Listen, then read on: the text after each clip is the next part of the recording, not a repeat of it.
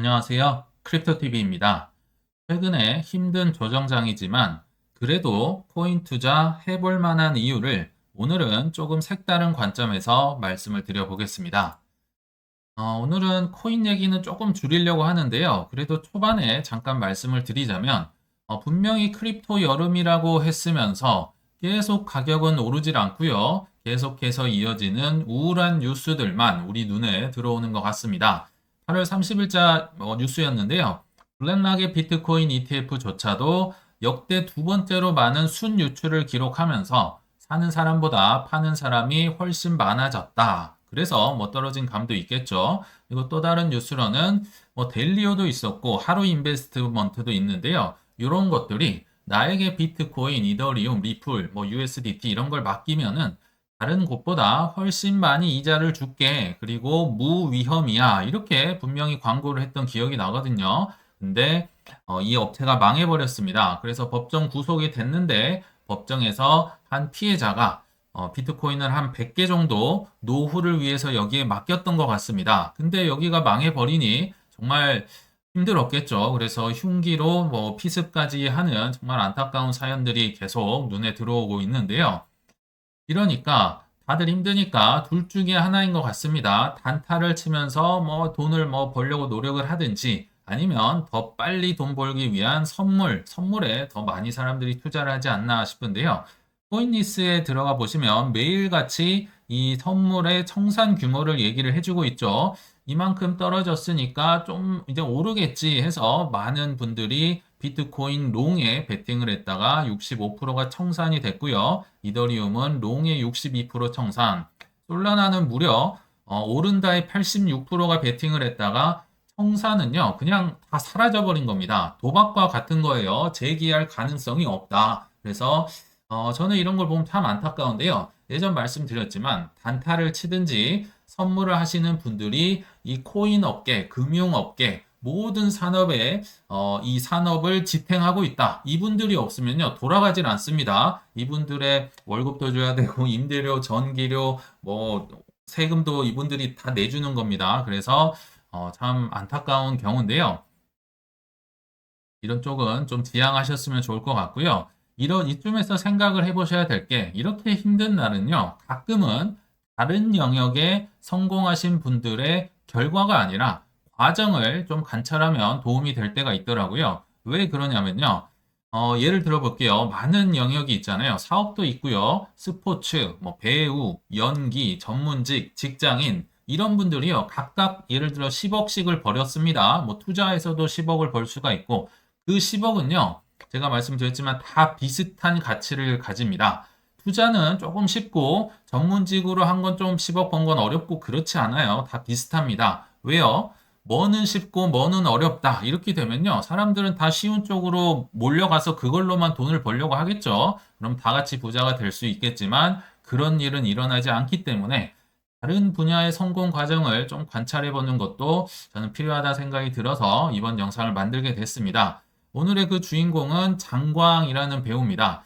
사실 저는 TV나 특히 예능이나 넷플릭스 같은 거 아예 보지를 않는데요. 우연하게 헬스장에 운동을 하러 갔다가 헬스장 가면 TV가 틀어져 있잖아요. 거기서 정말 우연하게 마주친 아빠하고 나하고라는 예능이 있더라고요. 여기서 이제 장광 배우의 이분에게 좀 배울 점이 뭔가 좀 말씀을 드려보려 하는데요.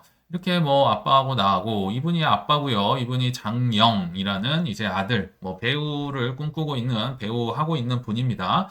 이런 예능을 보시면 이런 반응이 있으실 수 있을 것 같아요.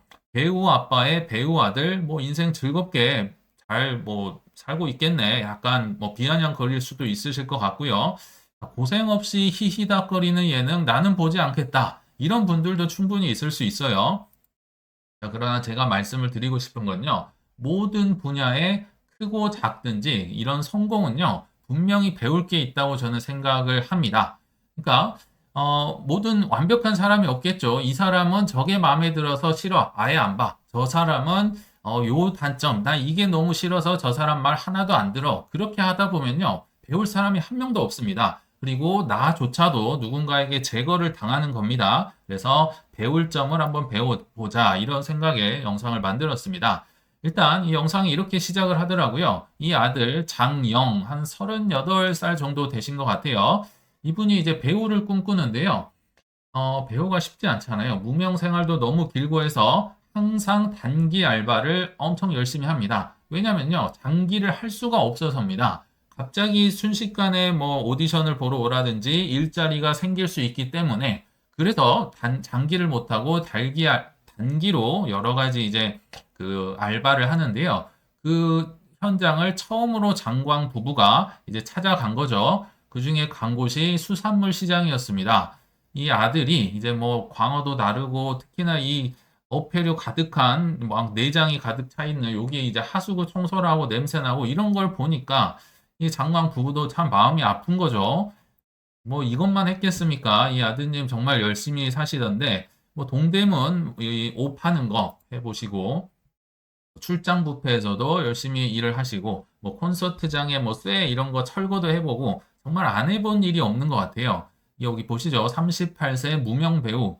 굉장히 힘들게 살고 있던데요. 지금 무명 생활이 무려 12년입니다. 문제는 아직도 끝나지 않았다는 거예요. 이게 언제 끝날지 모른다. 그리고 뭐 여러 가지 사실 이 장광 부부도 배우고 이분도 그러니까 무명 시절 얼마나 서럽습니까?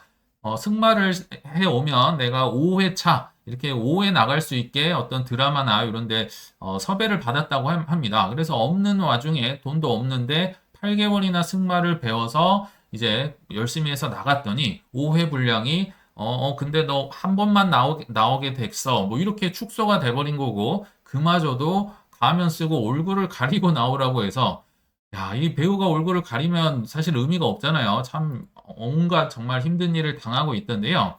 또 이 친구가 대학 시절에는 가정이 이제 뒤에 말씀드리겠지만 장광 부부가 너무 어렵게 사는 걸 나중에 안 겁니다. 그래서 살고 있는 방에 보증금을 빼서 어머니를 보태주고 갈 때는 뭐 노숙도 하고 친구 집에도 자고 1,800원짜리 그 돈이 없어서 친구들한테 잔반을 모아서 이제 얻어먹기도 하고 뭐 그렇게 살았다고 해요. 참 잘생기셨는데 고생 많이 하고 있다. 근데 그나마 이분은요. 그나마 이렇게 TV라도 나오고 성공한 거잖아요. 왜냐하면 성공한 배우의 아들이기 때문에 이 정도라도 그래도 인지도가 있지 않나 이런 생각이 듭니다.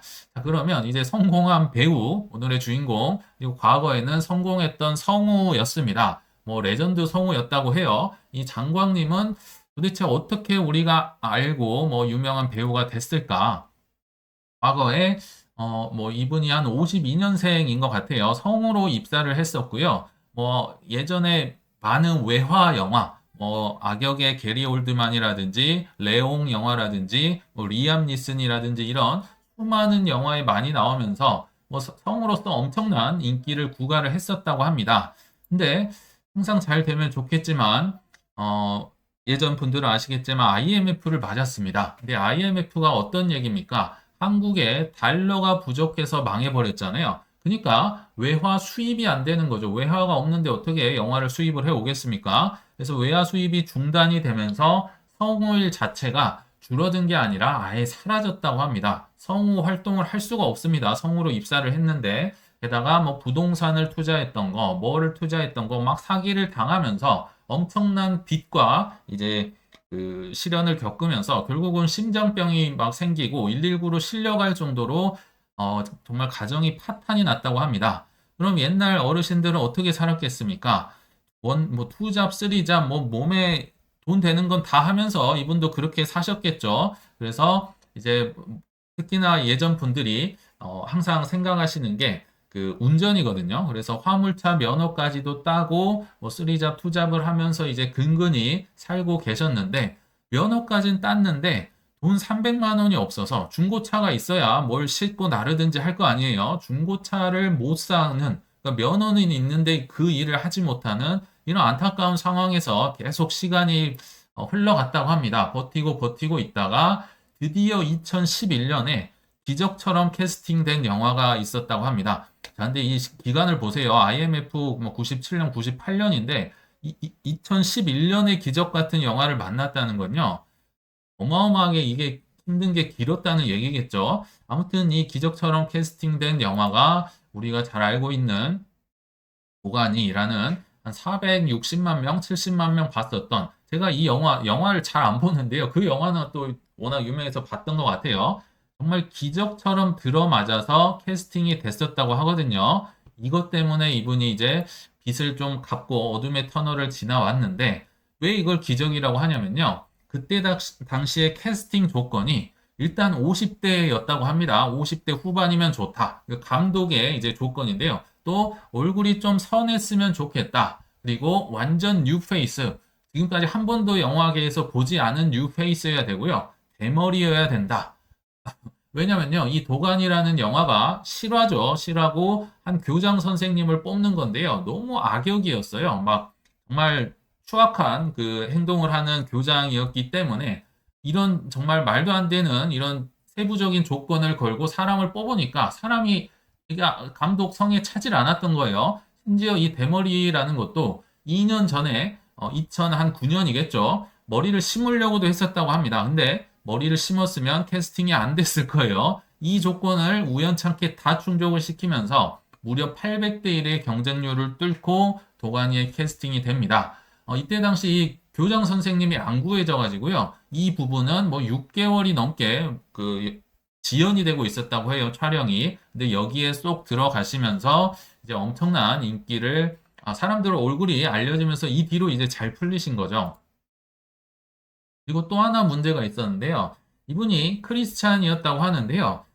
아무리 그래도 내가 돈이 없고 힘들어도 너무 이 교장 선생님 역할 실화였다고 하는데 너무 악독하니까 이걸 내가 해야 되나 고민을 정말 수천 번 하셨다고 해요. 그런데 결국은 뭐 답이 없는 거죠. 가정을 부양해야 되기 때문에 결국은 참여를 하게 됐다. 뭐 이렇게 이분 스토리를 한번 들어봤는데요. 근데 분명히 이게 어렵다는 건 아는데요. 우리에게 이런 성공 과정은 너무 익숙합니다.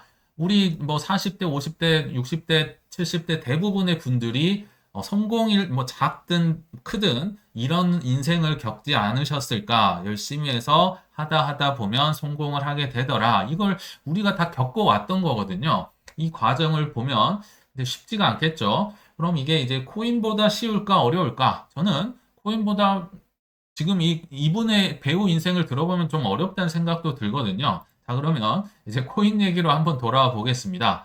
코인은요, 그에 비하면 그래도 좀 쉬워 보이지 않을까? 물론 엄청 어렵긴 하지만 최고점에 물려도요, 4년마다 비트 이더는 전고점을 또 어김없이 갱신을 해줍니다. 그리고 알트코인도 비록 전고점은 뚫진 못하지만 꽤나 이제 4년마다 상승을 보여주거든요. 그러니까 욕심을 조금만 내려놓고 좀만 뭐 다른 영역에 우리 삶을 살아왔던 그 방식대로 그걸 조금만 코인에 적용을 해보면 그래도 투자를 할 법한데 코인은 자꾸 쉽고 운이 좋아야 되고 뭐 단타를 잘 쳐야 되고 차트를 잘 봐야 되고 정보를 알아야 되고 이렇게 접근을 하니까 어려워지고 이렇게 되지 않나 생각이 들거든요. 자, 16년 즈음부터 해서 퍼센티지로 한번 나눠본 건데요. 이 파란색이 비트코인입니다.